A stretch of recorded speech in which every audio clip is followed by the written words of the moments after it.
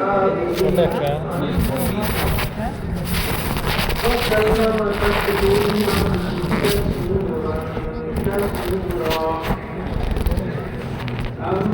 بعد فأعوذ بالله من الشيطان الرجيم بسم الله الرحمن الرحيم ومن أحسن قولا ممن دعا إلى الله وعمل صالحا وقال إنني من المسلمين صدق الله العظيم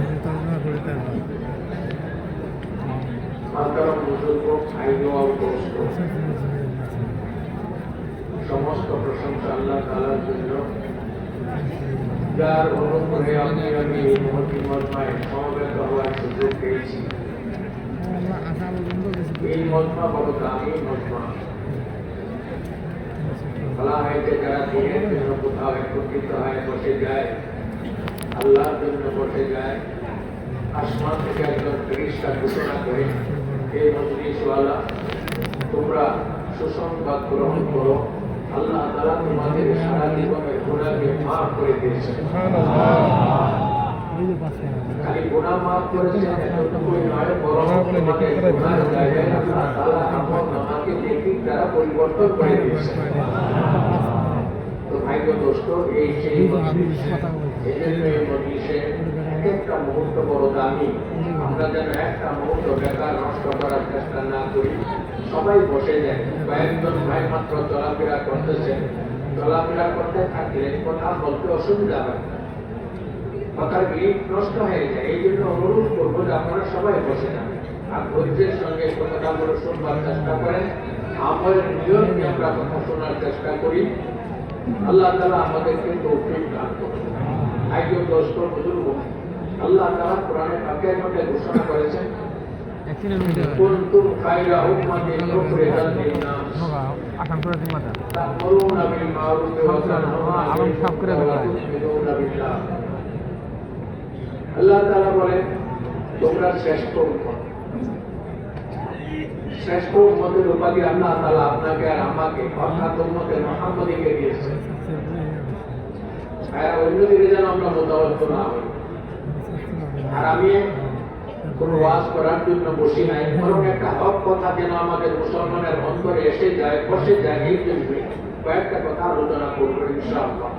দোয়া করবেন আল্লাহ যেন সহি কথা বলার আর নিজেও যেন আমল করতে পারি, আর শূন্যওয়ালা সবাই যেন আমল করতে পারে, তার যেন আল্লাহ তৌফিক দান করেন। আগে দোস্ত, আল্লাহ তাআলা বলতেছেন তোমরা সর্বশ্রেষ্ঠ। প্রশ্ন আসে, আমরা শ্রেষ্ঠ উম্মত কেন? আগের এত নবী দুনিয়া থেকে গুজরে গেল, ১৬ লাখ নবী বা ২ লাখ নবী, কম আর বেশ এই দুনিয়াতে এসেছে। সবারই কম আর বেশ উম্মত ছিল। আর আগের উম্মতের হায়াত আমাদের থেকে অনেক বেশি ছিল। ১০০০ বছর, ১,৫০০ বছর, ২,০০০ বছর তারা হায়াত থাকত। তাদের শক্তি এত বেশি ছিল যে ছোট মোটো পাহাড় তারা মাথায় উঠায় আনতে পারত, এত শক্তি দিয়েছিলেন আল্লাহ। আর তাদের ইবাদত ১,০০০, ১,৫০০, ৩,০০০ বছর পর্যন্ত তারা ইবাদত করতে পারতেন, কেননা তাদের হায়াত খুব লম্বা ছিল। তো এবার হায়াতও তাদের সবচেয়ে বেশি, ইবাদতও বেশি, শক্তিও বেশি। সেই দিক থেকে তারাই তো শ্রেষ্ঠ উম্মত হওয়ার উপযুক্ত ছিল, তাই কিনা ভাই? কিন্তু আল্লাহ তাদেরকে শ্রেষ্ঠ উম্মত বলে। আল্লাহ তাআলা এই আপনাকে আমাকে এই ল্যাংড়া লোলা উম্মতকে বলেন তোমরা শ্রেষ্ঠ উম্মত। আমাদের কাছে না হায়াত আছে, না শক্তি আছে, না ইবাদত আছে, সব দিক থেকে আমরা দুর্বল আর ল্যাংড়া। কিন্তু তবু আল্লাহ বলেন তোমরা শ্রেষ্ঠ উম্মত। কেন? তার কারণ আল্লাহ তাআলা বর্ণনা করতেছেন উখরিজাত লিন-নাস, যে তোমাদেরকে দুনিয়াতে পাঠানো হয়েছে পুরা মানব জাতির উপকারের জন্য। তোমাদেরকে দুনিয়াতে পাঠানো হয়েছে কিসের জন্য? পুরা মানব জাতির উপকারের জন্য তোমাদেরকে দুনিয়াতে পাঠানো হয়েছে। এবার কি উপকার করব তাও আল্লাহ বলে দিয়েছেন, তা'মুরুনা বিল মা'রুফ, তোমরা মানব জাতিকে মানবতার দিকে আহ্বান করবে, অর্থাৎ আল্লাহর দিকে আহ্বান করবে, জান্নাতের দিকে আহ্বান করবে। ওয়াতানহাউনা আনিল মুনকার, আপনারা মানব জাতিকে গুনার কাছ থেকে বাঁচাবে, অর্থাৎ জাহান্নামের আগুন থেকে বাঁচাবে। তো ভাইগো দোস্ত, আমাদের কাম বলে দিলেন, শ্রেষ্ঠ উম্মত হওয়ার কারণ বলে দিলেন। কি কারণ? যে আমরা এখন মানুষকে আল্লাহর দিকে ডাকবো, জান্নাতের দিকে ডাকবো, আর ভালো কাজের দিকে ডাকবো, আর গুনার কাছ থেকে মানব জাতিকে বাঁচিয়ে আমরা জাহান্নামের আগুন থেকে বাঁচাবার মেহনত করবো। এই মেহনত করার জন্যই আমাদেরকে আল্লাহ শ্রেষ্ঠ উম্মত বানিয়েছে। প্রশ্ন আসে যে এই কাজ আগে কে করতেন? মানুষকে আল্লাহর দিকে ডাকার মেহনত আগে কারা করত? তো আগে এই কাজ আল্লাহ তাআলা নবী এবং রাসূলদের দ্বারা নিয়েছে। নবী এবং রাসূলদের জীবনের ওজিফা ছিল তারা মানুষকে আল্লাহর দিকে ডাকতেন, জান্নাতের দিকে ডাকতেন এবং মানুষকে ভালো কাজের দিকে ডাকতেন, আর সমস্ত গুনার কাছ থেকে মানুষকে বাঁচাবার চেষ্টা করতেন, অর্থাৎ জাহান্নামের আগুন থেকে বাঁচাবার চেষ্টা করতেন। এই কাজ ছিল নবীদের কাজ। এখন যে কাজ নবীরা করতেন সেই কাজের গুরু দায়িত্ব, জিম্মেদারি আল্লাহ তাআলা এই উম্মতের এক এক ব্যক্তির উপরে সুপর্দ করেছে। আপনার আমার সবার উপরে এটা জিম্মেদারি, এমনকি আমাদের মা বোনদের ওই জিম্মেদারি, আমাদের বাচ্চাদের উপরে এই জিম্মেদারি। পুরা উম্মত সব পেরেছেন আল্লাহ তাআলা। উম্মতের মধ্যে পুরুষও আছে, নারীও আছে, বাচ্চাও আছে, সবার উপরে জিম্মেদারি এসেছে। এখন নবীর কাম কে করবে? উম্মতে মুহাম্মদই করবে। আর উম্মতে মুহাম্মদী নবীর কাম কেন করবে? তার কারণ হয়েছে যে আমাদের নবীকে কোরআন ঘোষণা করেছে খাতামুন নবী। আমাদের নবী হযরত মুহাম্মদ সাল্লাল্লাহু আলাইহি ওয়াসাল্লামকে কোরআন ঘোষণা করেছে তিনি শেষ নবী, তিনার পরে কিয়ামত পর্যন্ত আর কোন নবী দুনিয়াতে আসবেন না। ভাই কথা বুঝে আসতেছে? ভালো করে বুঝতে হবে, শুনতে হবে খুব ধ্যানের সঙ্গে, তাহলে আসল কথা বুঝে আসবে। এবার আল্লাহ তাআলা আমাদেরকে এই কাজ বললেন যে আমরা কি করতে হবে? নবীর কাজ করতে হবে।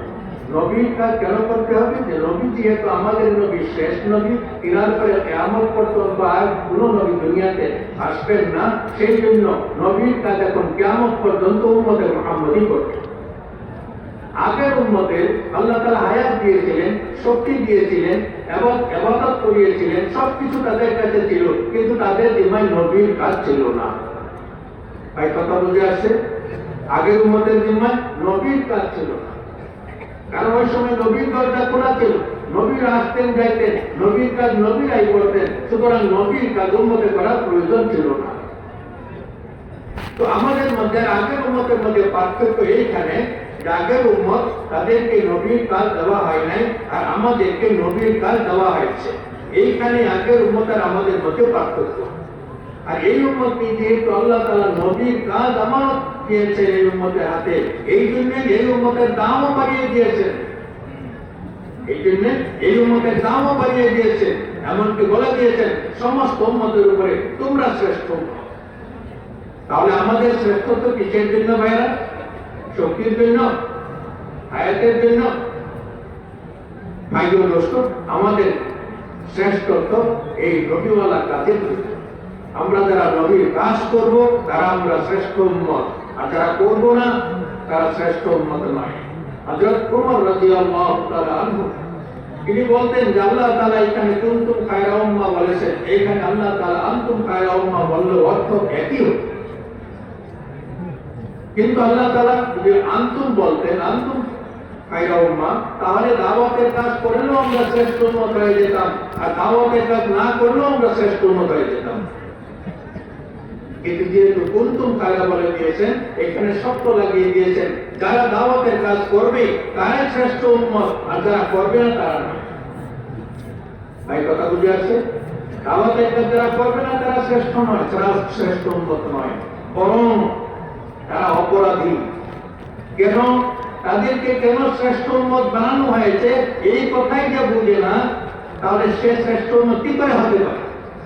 তাকে শ্রেষ্ঠ উম্মত কি কাজের জন্য বানানো হয়েছে এই কথাই যদি সে বুঝে না, তাহলে সে শ্রেষ্ঠ উম্মত কি করে হতে পারে? এই জন্য যারা দাওয়াতের কাজ এই উম্মতের উপরে আল্লাহ জরুরি করে দিয়েছেন, সেই কাজকে যারা বুঝে না এরা শ্রেষ্ঠ উম্মত হতে পারে না, বরং এরা অপরাধী হয়ে যাবে আল্লাহর কাছে। এই জন্য ভাই ও দোস্ত, এই উম্মতকে আল্লাহ তাআলা দাওয়াতের কাজকে এই উম্মতের উপরে ফরজ করে দিয়েছেন, জরুরি করে দিয়েছেন। এই উম্মত যেমন অন্য ফরজ কাজ করতে হবে, ততটুকু দাওয়াতের মোবারক কাজে এই উম্মতকে করতে হবে। দাওয়াতের কাজকে বাদ দিয়ে কখনো এই উম্মত আল্লাহর কাছে নাজাতের আশা করতে পারে না।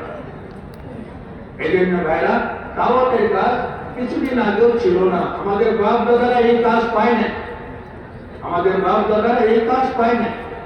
দাওয়াতের কাজ আল্লাহর নবী চালু করে দিয়েছিলেন।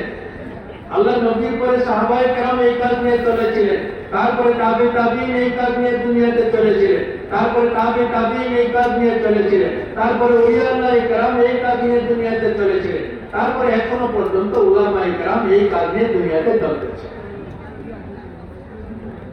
তো ভাই ও দোস্ত, এইবার এই উম্মত আল্লাহ তাআলা এদেরকে শ্রেষ্ঠত্ব দিয়েছে নবীওয়ালা কাজের জন্য। নবীওয়ালা কাজ আমরা করবো, তাহলে নিঃসন্দেহে আমরা শ্রেষ্ঠ উম্মত, আর করবো না তাহলে আমরা অপরাধী সাব্যস্ত হতে হবে। এই জন্য যারা আমরা দাওয়াতের কাজ করতেছি, আল্লাহ তাদেরকে আরো তৌফিক বাড়িয়ে দিন, আরো বেশি কুরবানি তৌফিক দিন। আর যারা এখনো এই কাজে লাগি নাই, তারাও নিয়ত করে নিন যে ইনশাআল্লাহ এখন থেকে আমরা এই দাওয়াতের কাজকে কাজ বানাবো। বরং বলা হয়েছে এই উম্মতের জিন্দেগির মকসুদ, হায়াতের জিন্দেগির মকসুদ দাওয়াত। এই উম্মতের হায়াতের জিন্দেগির মকসুদ দাওয়াত। আগের উম্মতের জিন্দেগির মকসুদ ছিল ইবাদত, আর আমাদের জিন্দেগির মকসুদ হয়েছে দাওয়াত। আগের উম্মত ইবাদত করলে তাদের নাজাতের জন্য যথেষ্ট ছিল, কিন্তু এই উম্মত শুধু ইবাদত করে আল্লাহর কাছে নাজাতের আশা করা মুশকিল আছে। এই জন্য এই উম্মতকে আল্লাহ তাআলা যে দুই কাজ দিয়েছেন, একটা ইবাদত আর একটা দাওয়াত, এই কথা ভালো করে বুঝতে হবে। আর দাওয়াতের কাজ এই উম্মত তার জীবনের অতিপা বানিয়ে করতে হবে, যেমন নবীরা এই কাজকে তাদের জীবনের অতিপা বানিয়ে করতেন। তো ভাই ও দোস্ত, তাহলে বোঝা গেল যে দাওয়াতের কাজ আমাদের উপরে জরুরি করে দিয়েছেন আল্লাহ তাআলা। দাওয়াতের কাজ করা ছাড়া আমাদের গত্যন্তর নাই। আর যারা আমরা দাওয়াতের কাজকে কাজ বানাবো, কাজ করব, তাদের জন্য আল্লাহ তাআলা ওয়াদা করে রেখেছেন। কি ওয়াদা করেছেন? যে যারা দাওয়াতের মোবারক কাজের জন্য কুরবানি দিবে, তাদের আমি দুনিয়াও বানাবো, তাদের আমি আখিরাতও বানাবো। আর কথা বুঝে আসতেছে? আল্লাহর ওয়াদা। যারা দাওয়াতের মোবারক কাজকে কুরবানির সঙ্গে করতে থাকবে, তাদের আমি দুনিয়াও বানাবো, তাদের আমি আখিরাতও বানাবো। এই ওয়াদা আল্লাহ করেছেন। এবার আল্লাহ তাআলা কোরআনে পাকের মধ্যে ঘোষণা করেছেন, ইয়া আইয়ুহাল্লাযীনা আমানু হাল আদুল্লুকুম আলা তিজারাতিন তুনজিকুম মিন আযাবিন আলীম তু'মিনুনা বিল্লাহি ওয়া রাসূলিহি ওয়া তুজাহিদুনা ফি সাবিলিল্লাহি বিআমওয়ালিকুম ওয়া আনফুসিকুম যালিকুম খায়রুল লাকুম ইন কুনতুম তা'লামুন ইয়াগফির লাকুম যুনুবাকুম ওয়া ইউদখিলকুম জান্নাতিন তাজরি মিন তাহতিহাল আনহার ওয়া মাসাকিন তাইয়্যিবাতান ফি জান্নাতি আদন যালিকাল ফাওজুল আযীম ওয়া উখরা তুহিব্বুনাহা নাসরুম মিনাল্লাহি ওয়া ফাতহুন কারীম আবাশশিরিল মুমিনিন।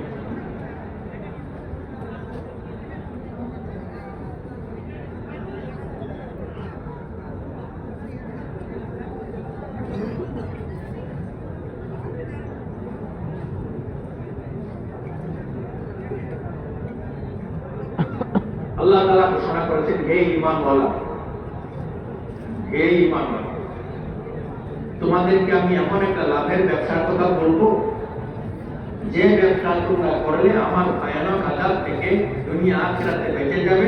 এমন একটা ভয়ানক, এমন একটা ব্যবসার কথা তোমাদেরকে আমি বলবো।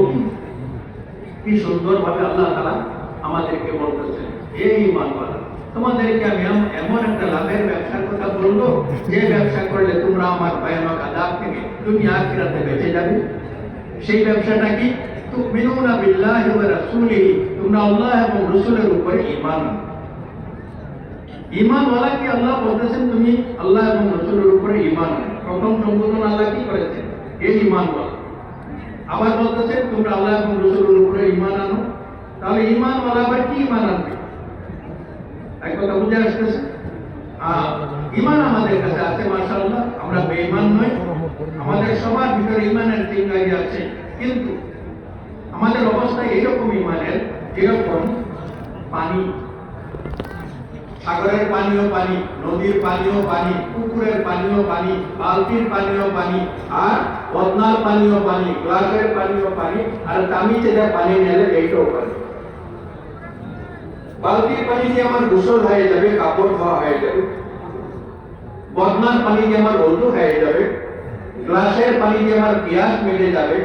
কিন্তু তামিচের পানি দিয়ে কোন সমস্যার সমাধান হবে বলেন? হবে? যদিও হয় না, কিন্তু এটাকে কি বলবো আমরা? পানি, তাই না? এইরকম আমাদের ইমান। আমাদের ইমান আজ এমন পর্যায়ে আছে যে এই ইমানের দ্বারা আমরা না দুনিয়ার জীবন সহিভাবে পার করতে পারতেছি, না আখিরাতের ঘাটি আমরা পার হতে পারবো। এই জন্য আল্লাহ বলেন, যে ইমান নিয়ে তুমি বসে আছো, এই ইমান দিয়ে কাজ হবে না। তুমি ইমানের উপরে মেহনত করো, আর আল্লাহ এবং রাসূল যে ইমান চায় সেই ইমান তুমি বানাবার চেষ্টা করো। এই জন্য ইমানওয়ালাকে দ্বিতীয়বার আল্লাহ বলেছেন, তোমরা আল্লাহ এবং রাসূলের উপরে ইমান, অর্থাৎ আল্লাহ দেওয়া ইমান বানাও, আল্লাহ রাসূল দেওয়া ইমান বানাও। তোমার দেওয়া ইমান নিয়ে বসে থাকলে চলবে। এরপরে বলেছেন, মুজাহিদুনা ফি সাবিলিল্লাহি বিআমওয়ালিকুম ওয়া আনফুসিকুম যালিকুম খায়রুল লাকুম ইন কুনতুম তা'লামুন। তারপরে বলেন, তোমার জান, তোমার মাল কুরবান করে তুমি আমার দ্বীনকে দুনিয়াতে প্রতিষ্ঠিত করার জন্য চূড়ান্ত মেহনত করো। কি বলেছেন? তোমার জান, তোমার মাল কুরবান করে তুমি আমার দ্বীনকে দুনিয়াতে প্রতিষ্ঠিত করার জন্য চূড়ান্ত মেহনত করো। যদি করো, যালিকুম খায়রুল লাকুম ইন কুনতুম তা'লামুন, এটাই তোমাদের জন্য উত্তম যদি তোমরা বুঝো। এর কথা বুঝে আসছে? এরপরে পুরস্কার ঘোষণা করেছে, যারা তোমরা তোমাদের জান মাল কুরবান করে আমার দ্বীনকে দুনিয়াতে প্রতিষ্ঠিত করার জন্য দাওয়াতের মোবারক মেহনত করবে। ভাই, তবলিগের মেহনতের উদ্দেশ্য কি বলেন? কোন নোট না, ভোট না, বরং তবলিগের উদ্দেশ্য হয়েছে আল্লাহর পুরা দ্বীনকে পুরা দুনিয়াতে পুরা হকিকতের সঙ্গে জিন্দা করা। এটাই তবলিগের উদ্দেশ্য। এবার আল্লাহ বলেন, তোমরা আমার দ্বীনকে দুনিয়াতে প্রতিষ্ঠিত করার জন্য তোমরা কি করো? চূড়ান্ত মেহনত করো। যদি করো তাহলে এটাই তোমাদের জন্য উত্তম যদি তোমরা বুঝতে পারো। এরপর পুরস্কার ঘোষণা করেছেন, ইয়াগফির লাকুম যুনুবাকুম, তোমরা যারা তোমাদের জান মাল কুরবান করে আমার দ্বীনে মেহনত করবে, তাদের আমি কি করবো? জীবনের সমস্ত গুনাহগুলোকে আমি মাফ করে দেব। কত গুনাহ করেছো? তোমাদের গুনাহ আমার রহমতের সম্মুখে কিছুই নয়। তোমরা লেগে যাও আমার কাছে জান মাল কুরবান করে, আমি তোমাদের সারা জীবনের গুনাহকে মাফ করে দেব। ويدخلكم جنات تجري من تحتها الأنهار ومساكن طيبة في جنات عدن ذلك الفوز العظيم। দুই নম্বর পুরস্কার বলতেছেন, এক নম্বর তো বলেছেন গুনাহ মাফ করে দেব, দুই নম্বর বলতেছেন তোমাদেরকে আমি আমার স্পেশাল জান্নাতে দাখিল করব। সাধারণ জান্নাত দিব না তোমাদেরকে। কেন? যে তোমরা দুনিয়াতে মানুষের ঘরে ঘরে দুয়ারে দুয়ারে গিয়ে আমার জন্য ঠোকর পেয়েছি, মানুষের চিন্তা মিথ্যা কথা তোমরা শুনেছিলে, তোমরা শীত গরমকে সহ্য করেছিলে, তোমরা বিবি বাচ্চার হককে নষ্ট করেছিলে, তোমরা যারা আমার দিনের জন্য কোরবানি দিয়েছো তাদের কোরবানি আমি বেকার দেবো না, বরং তোমাদেরকে আমি স্পেশাল জান্নাতে দাখিল করব। তোমাদেরকে আমি স্পেশাল জান্নাতে দাখিল করব, যেখানে আমি নহর সমূহকে জারি করেছি, অর্থাৎ দুধের নদী, মধুর নদী, শরাবন্তহুরার নদী, কাশ্মীরের নদী, কাপুরের নদী, সালসাবিলের নদী, জঞ্জাবিলের নদী ইত্যাদি নদী যে জান্নাতের ভিতরে আমি জারি করেছি, এবং যে জান্নাতের ভিতরে উত্তম বিল্ডিং বালাখানা সুযোগ সুবিধা আমি তৈরি করেছি, সেই স্পিরিচুয়াল জান্নাতের ভিতরে তোমাদেরকে আমি দাখিল করব। সুবহানাল্লাহ। আর তিন নম্বরে বলেছেন, ওয়া উখরা তুহিব্বুনাহা নাসরুম মিনাল্লাহি ওয়া ফাতহুন কারীম ওয়াবাশশিরিল মুমিনিন। এই নম্বর বলেন যে এই দুনিয়ার জন্য তোমরা যা কিছু চাও, আল্লাহ তো আগে যা বলেছেন বাকি বলেছেন, গুনাহ মাফ করুন এটাও বাকি, আর আমাদের জান্নাত স্পেশাল জান্নাতে দাখিল করবার যাওয়াটাও বাকি। কিন্তু আমাদের ভিতরে কি আছে? যে আল্লাহ তো দুনিয়ার জন্য কিছু বলবো না, তাই কিনা ভাই? ভিতরে আছে না আমাদের যে আল্লাহ তো দুনিয়ার জন্য কিছু বলবো। এবার তাও আল্লাহ বলে দিয়েছেন, ওকরা তুহিব্বুনাহা, এই দুনিয়ার জন্য তোমরা যা কিছু চাও আর যা কিছু ভালোবাসো, তোমরা মেহনত করে এই দুনিয়া কামাই করতে হবে না, তোমরা মেহনত করে দুনিয়া বানাতে হবে না, আমি আল্লাহ আমার সাহায্যের দ্বারা এই দুনিয়া তোমাদের কদমের নিচে বিছিয়ে দিব। সুবহানাল্লাহ। তো ভাই ও দোস্ত, কাজ বলেছেন একটা, আর পুরস্কার বলেছেন আল্লাহ তাআলা চারটা। কাজ কি বলেছেন? তোমার দান, তোমার মাল কুরবানি করে তুমি আমার দ্বীনকে দুনিয়াতে প্রতিষ্ঠিত করার জন্য চূড়ান্ত মেহনত করো। এটার নাম তাবলীগ। তোমরা তাবলীগ করো, চূড়ান্ত তাবলীগ করো। যদি করো তাহলে দুনিয়া আখিরাতে বড় আযাব থেকে আমি তোমাদেরকে বাঁচিয়ে দেব। 2 নম্বরে বলছেন তোমাদের সারা জীবনের গুনাহ আমি মাফ করে দেব। 3 নম্বরে বলছেন স্পিরিচুয়াল জান্নাতে তোমাদেরকে আমি দাখিল করব। আর 4 নম্বরে বলছেন এই দুনিয়া তোমাদের পাওয়ার নিচে দিয়ে। তো ভাই ও দোস্ত, তার প্রমাণ কি? সব আজকাল মানুষ প্রমাণ চায়, নগদ দেখতে চায়, তাই না ভাই? তার প্রমাণ হয়েছে সাহাবায়ে কেরামের জীবন। হযরতে সাহাবায়ে কেরাম আল্লাহ দ্বীনের জন্য তাদের জান মাল ছিল তারা কুরবান করে দিয়েছিল। আর আল্লাহ দ্বীনের জন্য চূড়ান্ত কুরবানি তারা দিয়েছিলেন আল্লাহ দ্বীনকে দুনিয়াতে প্রতিষ্ঠিত করার জন্য। যখন তারা কুরবানি দিলেন, আল্লাহ তাআলা তাদের জীবনের সমস্ত গুনাহকে মাফ করে দিলেন। এমনকি দুনিয়াতে আল্লাহ তাআলা তাদেরকে আল্লাহ কি বলে দিলেন যে দুনিয়াতে তাদেরকে আল্লাহ রেজামন্দির সার্টিফিকেট দিয়ে দিলেন। যে সার্টিফিকেট জান্নাতে কত বছর পরে পাওয়া যাবে সেটা আল্লাহ জানে। সেই সার্টিফিকেট সাহাবায়ে কেরাম দুনিয়াতে পেয়ে গেছেন। আল্লাহ সার্টিফিকেট দিয়ে দিয়েছে, আমি তোমাদের উপরে রাজি হয়ে গেলাম আর তোমরা আমার উপরে রাজি হয়ে যাও। তো ভাই ও দোস্ত, সাহাবায়ে কেরাম আল্লাহ দ্বীনের জন্য কুরবানি দিয়েছিলেন জান মালের, আর তার বিনিময়ে আল্লাহ তাদের সারা জীবনের গুনাহ মাফ করে দিয়েছে। আর তাদের গুনাহ বড় বড় গুনাহ ছিল, আর সেই সমস্ত গুনাহ আল্লাহ মাফ করে দিয়েছে। এক সাহাবা এসেছেন আল্লাহ রাসূলের কাছে ইসলামের বায়াত করতে, এসে হাত বাড়িয়েছে, আমাকে ইসলামে দীক্ষিত করুন। আল্লাহ রাসূল হাত বাড়িয়েছে, তো সে পিছন দিকে হাত টেনে নিয়েছে। এরকম 3 বার হয়েছে। এবার আল্লাহ রাসূল বলতেছেন, তুমি এটা কি তামসা শুরু করলে? যখন আমি হাত বাড়াই তখন তুমি হাতকে পিছনে টেনে নাও। এবার সেই সাহাবা বলতেছে, ইয়া রাসূলুল্লাহ, আমি নিশ্চয়ই ইসলাম কবুল করব, আপনার হাতে বায়াত হব, আমি কিন্তু আমার একটা কথা। বলে কি? বলে আমি আমার কওমের সর্দার ছিলাম, আমার কওমের আমি সর্দার ছিলাম। আমি আমার নিজ কন্যা এবং আমার কওমের 100 কন্যাকে জীবিত দাফন করেছি মাটিতে।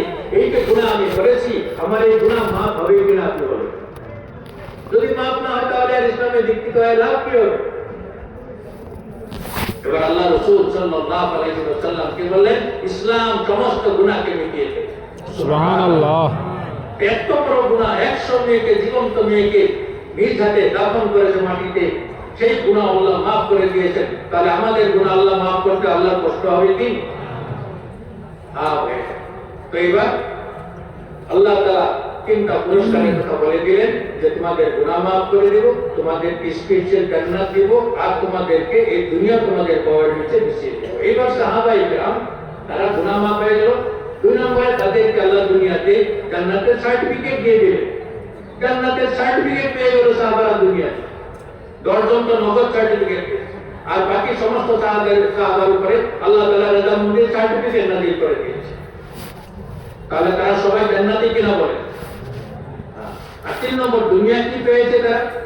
তারা এক একজন ফকির হয়ে গিয়েছিল আল্লাহর রাস্তায় কুরবানি করতে করতে, গাগা বনে গিয়েছিল, তাদের কিচ্ছু ছিল না, এমন অবস্থা হয়ে গিয়েছিল। হযরত আবু বকরের মতো ধনী সাহাবা তিনিও কাঙ্গাল হয়ে গিয়েছিলেন, কিন্তু আল্লাহ তাআলা অল্প দিনের ভিতরে তাদেরকে তাদের হাতে রাজত্ব তুলে দিলেন এবং তাদের হাতে আল্লাহ তাআলা মাল তুলে দিলেন, এবং বড় বড় রাজা বসার সুন্দরী মেয়েরা সাহাবাদের বান্দী হয়ে আসলো।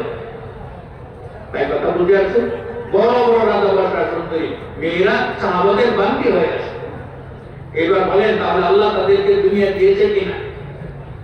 এবার আমার ভাষা বুঝেন না? আমাদের যে সেই বয়ান নাই জন্য বাংলা জাতির সমাজ ভাইয়েরা বুঝে, এই জন্য। আর নতে তো বড় বড় বুজুর্গ কর্ণওয়ালা আরো ছিল, তারাই বয়ান করতে পারতো। এখন আমার কথা বলে যদি বুঝেন না, তাহলে আমি বলার কোনো তো লাভ নাই। কথা বুঝে আসতেছে ইনশাআল্লাহ? মাশাআল্লাহ, আল্লাহ সবাইকে বোঝার তৌফিক দান করুন। এইবার যখন আমরা ইনশাআল্লাহ দাওয়াতের কাজকে কাজ বানাবো, আর এই কাজকে জিন্দেগির ওজিফা বানিয়ে মউত পর্যন্ত চলতে থাকবো, এই কাজ মউত পর্যন্ত করা, এটা মনে রাখতে হবে। এটা 3 চিল্লা 4 চিল্লা 1 বছর 2 বছরের কাজ নয়, বরং এই কাজকে মউত পর্যন্ত করতে হবে। আল্লাহ শর্ত করে দিয়েছে, আল্লাহ শর্ত করে দিয়েছে। আল্লাহ কসম খেয়ে বলেছেন ওয়াল আসর ইন্নাল ইনসানা লাফি খুসর ইল্লাল্লাযিনা আমানু ওয়া আমিলুস সালিহাত ওয়া তাওয়াসাউ বিল হক ওয়া তাওয়াসাউ বিস সাবর। আল্লাহ তাআলা কসম খেয়ে বলেন সারা দুনিয়ার মানুষ ধ্বংসের মধ্যে আছে, সারা দুনিয়ার মানুষ ধ্বংসের মধ্যে আছে, কিন্তু তারা ধ্বংসের মধ্যে নয় যারা ঈমান এনেছে। যারা ঈমান এনেছে তারা ধ্বংসের মধ্যে নয়। এবার ভাইরা, আমাদের কাছে কতটুকু ঈমান ভাই এসে গেছে আমরা দেখাতে পারবো কি? এবার দেখাতে পারবো? ঈমান দেখানো যায় না, আমল দেখানো যায়। কেন? ঈমান হয়েছে অন্তরের বস্তু, এটা অন্তরে থাকে। ঈমান আর বেঈমান তারা পাশাপাশি বাস করে। যদি ঈমান থাকে তাহলে বেঈমান চলে যায়, আর যদি ঈমান না থাকে তাহলে বেঈমান এসে যায়। তো ঈমানের জায়গা হয় আমাদের অন্তর, এই জন্য ঈমানকে দেখানো যায় না, কিন্তু ঈমানের আলামত প্রকাশ পায়। ঈমানের আলামত, তার ভিতরে ঈমান এসে যাবে, সে সমস্ত গুনাহ কাজ থেকে আস্তে আস্তে সরতে থাকবে, আর সমস্ত আল্লাহর হুকুম জমির তরিকার উপরে খাড়া হওয়া তার জন্য সহজ হয়ে যাবে, যখন তার ভিতরে ঈমান আসা শুরু হয়ে যাবে। আর কামেল ঈমান বলা হয়েছে, কামেল ঈমান যে ব্যক্তি কামেল ঈমানদার হবে, সে আল্লাহ পাকের সত্তরা হুকুমের উপর আমল করবে, নবীজির সত্তরা তরিকার উপরে আমল করবে, এটা হচ্ছে কামেল ঈমানের আলামত। অর্থাৎ আমাদের মধ্যে আল্লাহর হুকুমের যতটুকু কমি আছে, নবীর তরিকার পালনের মধ্যে যতটুকু কমি আছে, আমাদের ঈমানের মধ্যে অতটুকু কমি আছে। আর যখন আমরা পুরো আল্লাহর হুকুম, পুরো নবীর তরিকার উপরে আমল করেওয়ালা বনে যাব, তখন আমাদের ঈমান মুকাম্মল হবে। আল্লাহ প্রথম বলেছেন যে তুমি কি করবে? তোমার ঈমান আনতে হবে, ঈমান। এবার এই ঈমান ভাই ও দোস্ত, ঈমান বনে মেহনতের দ্বারা, যেরকম বিল্ডিং মেহনতের দ্বারা বনে, এরকম ঈমানও মেহনতের দ্বারা বনে। ঈমানের মেহনতের নাম হয়েছে দাওয়াতের মেহনত। দাওয়াতের মেহনত করে করে সাহাবায়ে কেরাম ঈমানকে বানিয়েছিলেন, এমনকি ঈমানের উচ্চ শিখরে আরোহণ করেছিলেন। এই ঈমানের মেহনত, এই দাওয়াতের মেহনত করে করে, আর এই দাওয়াতের মেহনত কিয়ামত পর্যন্ত ঈমান বানাবার ওয়াহিদ রাস্তা। যারা ঈমানকে সত্যিকারের ঈমান বানাতে চায়, তারা দাওয়াতের মেহনত করতে হবে। দাওয়াতের মেহনতের দ্বারা ঈমান করবে। যার এই পরিমাণে এই রাস্তা কুরবানি হবে, যার এই পরিমাণে এই রাস্তায় জান মালের কুরবানি হবে, হালের কুরবানি হবে, সেই পরিমাণে আল্লাহ তার ভিতরে ঈমানের শক্তিকে পয়দা করবে। ঈমান জন্মে মেহনতের দ্বারা, কুরবানির দ্বারা। আমরা যে যত বেশি ঈমানের লাইনে কুরবানি করতে থাকবো, তত ঈমান করতে থাকবো। আর ঈমানের জন্য বেপরোয়া হয়ে যাব, মেহনত ছেড়ে দিব, তো ভাই ও দোস্ত, ঈমানের ডিগ্রি নিচে দিকে যেতে থাকবে। এবার ঈমান করবে মেহনতের দ্বারা। আর 2 নম্বর শর্ত আল্লাহ করেছেন যে তোমার কাছে কি থাকতে হবে? নেক আমল থাকতে হবে। ঈমানের পরে নেক আমল তোমার কাছে থাকতে হবে। এবার যদি আল্লাহ শুধু আমল বলে দিতেন তাহলে আমাদের দ্বারা পার হয়ে যেত, কিন্তু আল্লাহ বলে দিলেন নেক আমল। অর্থাৎ এরকম টাকা, টাকা 2 রকম, একটা অচল টাকা আর একটা সচল টাকা। অচল টাকা যদি লাখ টাকাও থাকে কোনো উপকার হবে না, আর সচল টাকা একটাও থাকে উপকার হবে। ঠিক তদ্রুপ আমল, আমল অচল আমল যেটা, এটা আল্লাহর কাছে চলবে না। আল্লাহর কাছে সচল আমল চলবে। যেরকম সচল টাকা চলে, অচল টাকা চলে না, ঠিক তদ্রুপ অচল আমল চলে না, আর সচল আমল আল্লাহর কাছে চলে। আর সচল আমলের নাম হয়েছে নেক আমল। এই কথা বুঝে আসছে? হ্যাঁ। এবার নেক আমল মানে যে আমল আল্লাহর দরবারে চলবে সেই আমল। এবার সেই আমল আমরা বানাতে হবে। কিভাবে বানাবো? আমাদের আমল যেন কিয়ামতের দিন হাদিসের মধ্যে আছে, কিছু কিছু মানুষের আমলকে টুকরা বানিয়ে তার মুখে মারা হবে, আর বলা হবে তোর আমল নিয়ে তুই জাহান্নামে যা। আল্লাহ আমাদেরকে হেফাজত করুন। এবার সেই আমলকে আমরা বানাতে হবে মেহনত করে। আল্লাহর রাস্তায় বার হয়ে যখন আমরা কুরবানি করব, ঈমান বানাবার, আমল বানাবার মেহনত করব, আর সাহাবাদের ঘটনাগুলো আমরা শুনতে থাকবো, তাদের আমল কিভাবে বানিয়েছিল শুনতে থাকবো। আর এই আমল করেওয়ালার সঙ্গে থেকে থেকে আমরা যখন তার আমল দেখবো, এইভাবে চেষ্টা করতে করতে ইনশাআল্লাহ আমাদের আমল নেক আমল বনবে। এই জন্য আমাদেরকে শর্ত করেছেন তোমরা নেক আমল বানিয়ে নিয়ে আসো। আর 3 নম্বর শর্ত আল্লাহ করে দিয়েছেন ওয়াতাওয়াসাউ বিল হক, অর্থাৎ তোমরা দাওয়াতের মুবারক মেহনত করো। এটা আল্লাহ হুকুম দিয়েছে, তোমরা দাওয়াতের কাজ করো, আল্লাহ হুকুম দিয়েছে। এই জন্য দাওয়াতের কাজ করো, আল্লাহ হুকুম দিয়েছে দাওয়াতের কাজ। সত্যের দিকে মানুষকে আহ্বান করো। আল্লাহ পাকের একটা নাম সত্য, হক। বলেছেন ওয়াতাওয়াসাউ বিল হক, সত্যের দিকে, আল্লাহর দিকে মানুষকে তোমরা আহ্বান করে দাও। এটার নামই তৌহিদ। এটার জন্যই সমস্ত চেষ্টা, মেহনত। আর আপনাদেরও যত আশা বসা আর যত কিছু কোরবানি এই এই তৌহিদের জন্য, এই দাওয়াতের কাজের জন্য আল্লাহ কবুল করুন। এবার আল্লাহ তাআলা বলে দিয়েছেন যে এই তোমাদের নেক আমল থাকতে হবে, ঈমান থাকতে হবে, আর তোমরা 3 নম্বরে কি বলেছেন, তোমরা দাওয়াতের কাজ করতে হবে। দাওয়াতের কাজ তোমাদের উপরে জরুরি, দাওয়াতের কাজ করতে হবে। আর তারপরে বলেছেন যে এই 3টা মেহনতের উপরে, ঈমানের মেহনতের উপরে, নেক আমলের মেহনতের উপরে, দাওয়াতের মেহনতের উপরে মওত পর্যন্ত দমে থাকতে হবে। এটার নাম সবর। তাই কথা বুঝে আসছে? এই 3টা মেহনত মওত পর্যন্ত নিয়ে আমাদেরকে চলতে হবে। আর মওতের আগে ছুটি নেই, আর ইবাদত থেকে ছুটি আছে, কিন্তু ঈমান থেকে আর দাওয়াত থেকে আপনার মওত পর্যন্ত ছুটি নেই। এই জন্য ভাইরা আমাদেরকে মওত পর্যন্ত এই কাজ নিয়ে চলতে হবে। জীবনের ওজিফা বানিয়ে এই কাজকে করতে হবে। ভাই কথা বুঝে আসছে ইনশাআল্লাহ? হ্যাঁ ভাই, একটা তো বুঝলাম যে এই কাজ করলে আল্লাহ পুরস্কৃত করবেন। আর অপরদিকে শুনেনি যে এই কাজ যারা করবে না তাদের কি, তাদের জন্য আল্লাহ তাআলা কি বলেছেন সেটাও আমরা শুনিনি। আল্লাহ তাআলা অন্য জায়গায় ঘোষণা করেছেন, ইয়া আইয়ুহাল্লাযীনা আমানু মা লাকুম ইযা কিলা লাকুম ইনফিরু ফী সাবিলিল্লাহি ইসতাকালতুম ইলাল আরাদিতুম বিল হায়াতিদ দুনিয়া মিনাল আখিরাহ ফামা মাতাউল হায়াতিদ দুনিয়া বিল আখিরাহ ইল্লা কালিল ইল্লা তানফিরু ইউআযিবকুম আযাবান আলীমা ওয়া ইয়াস্তাবদিল কওমান গায়রাকুম ওয়া লা তাদুররুহু শাইআ আল্লাহু আলা কুল্লি শাইইন কাদির। আল্লাহ তাআলা বলেন, হে ঈমানওয়ালা, তোমাদের কি হয়ে যায় যখন তোমাদেরকে আমার রাস্তায় বার হইতে বলা হয়, তার মাসের জন্য, কিল্লার জন্য, তারপরে বিদেশের জন্য, মুস্তাকিল জমাতে বার হওয়ার জন্য যখন বলা হয়, তখন তোমাদের কি হয়ে যায় যে তোমরা কি করো, জমিনের উপরে ভারী হয়ে বসে যাও। তুই কথা বুঝতেছেন? 4 মাসের ডাক দিলে এরকম আমরা মাথা সপ্তম দিয়ে দেবো, বই খাই কিনা? আল্লাহ বলতেছেন, হে ঈমানওয়ালা, তোমাদের কি হয়ে যায় যখন তোমাদেরকে আমার রাস্তায় বার হওয়ার জন্য আহ্বান জানানো হয়, তখন তোমরা মাথা নিচের দিকে জমিনের উপরে ভারী হয়ে বসে যাও। তোমরা কি দুনিয়ার জীবনটাকে আখিরাতের মোকাবিলায় পছন্দ করে নিয়েছো? মনে রেখো, আমার আখিরাতের তুলনায় এই দুনিয়ার জীবন কিছুই নয়, অতি তুচ্ছ, অতি নগণ্য এই দুনিয়া আখিরাতের মোকাবিলায়। ইল্লা তানফিরু, আর তারপরেও যদি তোমরা আমার রাস্তায় পার না হও, মেহনত না করো, ইউআযিবকুম আযাবান আলীমা, আমি ভয়ানক আযাব তোমাদের উপরে নাযিল করব। ও ভাইরা, ততক্ষণ তো খুশির খবর ছিল, এখন আল্লাহ তাআলা আমাদেরকে ধমকি দিয়েছেন, যদি তোমরা কাজ না করো তাহলে কি হবে, আমি ভয়ানক আযাব তোমাদের উপরে নাযিল করব। তো ভাইরা, ভয়ানক আযাব আমরা দেখি নাই। আল্লাহর ভয়ানক আযাব যে কেমন হয় আমরা দেখি নাই। বাগদাদের মুসলমান দেখেছিল, বাগদাদ যখন চেঙ্গিস আক্রমণ করেছিল মুসলমানের উপর, তো মুসলমানের এত রক্ত সে বইয়ে দিয়েছিল যে মুসলমানের রক্ত চেঙ্গিস খান ঘোড়ার বুক পর্যন্ত হয়ে গিয়েছিল। চেঙ্গিস খান ঘোড়ার বুক পর্যন্ত হয়ে গিয়েছিল। তাহলে ভয়ানক আযাব কাকে হয়? বাগদাদের মুসলমান দেখেছে, এরকম রাশিয়ার মুসলমানও দেখেছে ভয়ানক আযাব কাকে বলে। যখন তারা সেটা দেশটাকে তারা কমিউনিস্ট বানাইলো, তখন যেভাবে মুসলিমকে তারা ধ্বংস করেছে, ইতিহাসে এটার নজির নাই। এমন কষ্ট এই মুসলমানকে ধ্বংস করেছে।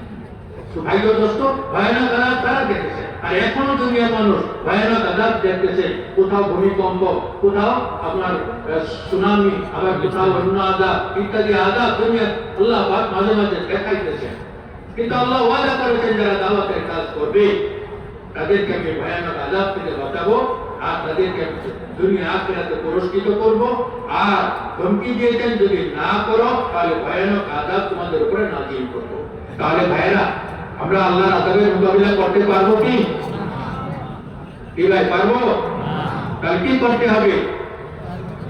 আযাব থেকে বাঁচার যেটা রাস্তা সেটা নিতে হবে, তাই না?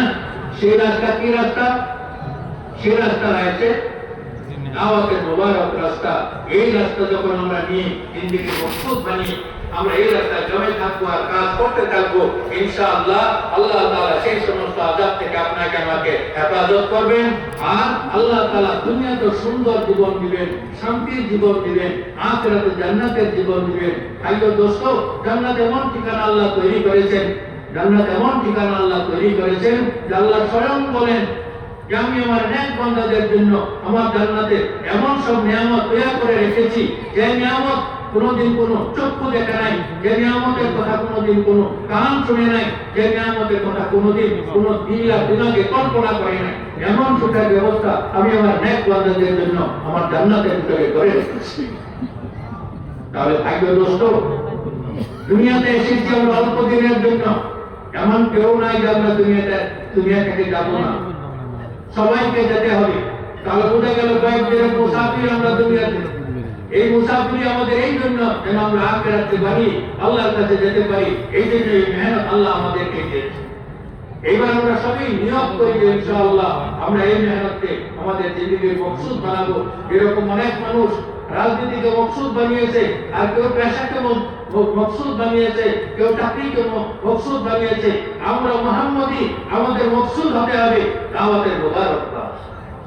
তাহলে আমরা এই কাজকে মকসুদ বানিয়ে মওত পর্যন্ত সবাই করবো ইনশাআল্লাহ। আল্লাহ তাআলা সবাইকে কবুল করুন। আল্লাহ তাআলা এই কাজের উপরে মওত পর্যন্ত আমাদের জমা নসিব করুন।